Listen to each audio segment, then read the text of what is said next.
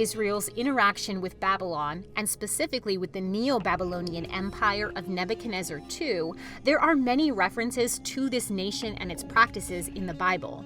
In the biblical books of the prophets, the religious system of Babylon is often called out to be in direct opposition to biblical beliefs.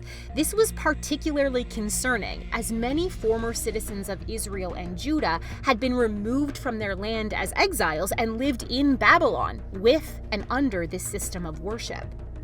Connected to this exile imagery, the prophet Isaiah, living before the Babylonian exile but still in a time when Babylon's chief god Marduk was widely worshipped, makes the claim that one day Marduk's idol would be carried off into exile with its people. The history of Marduk is an interesting one. His main cult center was the city of Babylon at the great ziggurat and adjacent dedicated temple. This ziggurat and temple faced a series of destructions, rebuilding, and renovations throughout the many ages of its existence.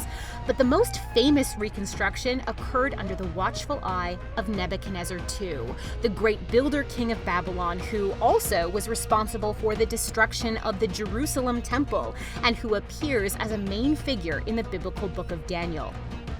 During this time, Babylon's temple and ziggurat experienced a type of golden age, when its former glory was perhaps even surpassed by the extravagance of Nebuchadnezzar's renovations. Nebuchadnezzar could then claim to be a truly dedicated monarch and take up his place at the yearly festival held for Marduk, when the king would take the idol by the hand and lead it through the streets of Babylon to another temple, where all would bring their offerings and worship. The worship of Marduk goes so far back into the history of the city of Babylon that his origins become murky, but his association with and as the patron god of Babylon are likely original. It's believed that as the city of Babylon gained political power and domination over other cities and territories, that the power of Marduk also grew, beginning to absorb other gods and their powers and realms into his own. As Marduk absorbed other gods in popular belief, their names became descriptive names for his many attributes, until eventually Marduk could even just be referred to as Bel, meaning Lord. By the time of Daniel and Nebuchadnezzar II, Marduk was king over all the gods and the savior of humanity. These roles had been described in the even now famous Enuma Elish and another poem.